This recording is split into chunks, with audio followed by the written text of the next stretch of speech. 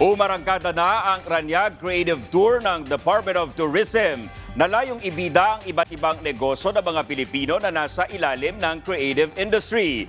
Gaya na lang ng paggawa ng mga espada at wood carving sa La Union at Pangasinan.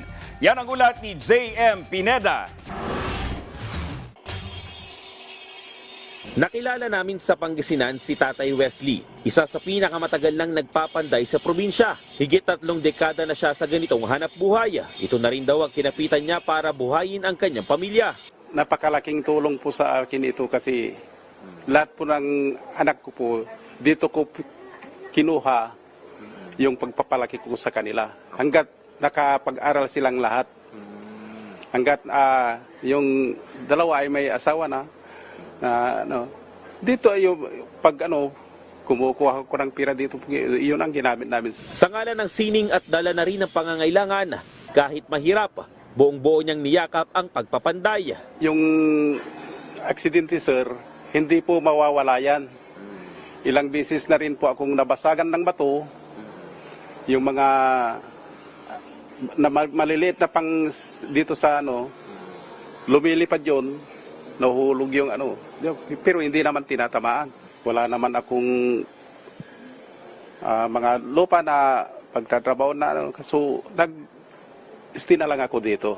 Kasama niya sa hanap buhay si Roland, 30 anyos at 6 na taon na rin niyang ginagawa ang pagbuo ng espada. Malaki umano ang tulong ng pagpapanday niya para maitawid ang mga problemang pinansyal. Ito rin ang kanyang inasahan para mabigyan ng magandang kinabukasan ang kanyang kinakasama. Malaki rin po yung tulong, sir, kasi po yung kalibin ko po ay napagtapos ko po ng college, sir.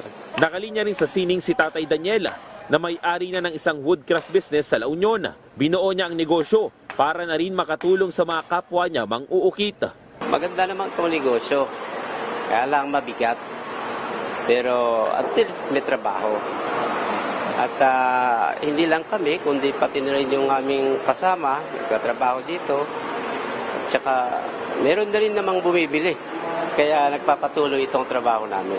Ang mga talento ni na Wesley, Daniel at Roland ay minana pa sa ating mga ninuno na hanggang ngayon ay pinipilit pa rin pagyabungin. Isa ang Department of Tourism sa nagsusulong na mapansin pa ang mga manggagawa sa ganitong industriya gamit ang mga tour programs ng ahensya gaya na lamang ng Ranyag Creative Tour. Yung mga kagalingan nila nakikita dito sa mga produkto. At ito ay ang mga binibili ng mga turista, mga bisita, mga collectors, yung mga gustong magregalo, yung gustong mag-made to order.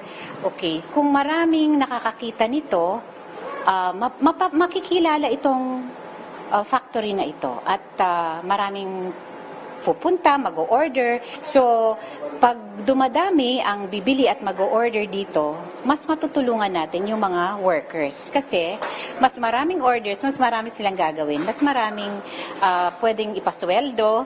May domino effect naman ang mga creative tours na ginagawa ng DOT. Kabilang na dyan ang pagpapalakas rin sa local sectors at MSMEs sa iba't ibang mga probinsya. Ang paggawa ng espada sa Pangasinan at wood carving sa La Union, simbolo na ng mayamang sining at kultura para sa mas masiglang turismo.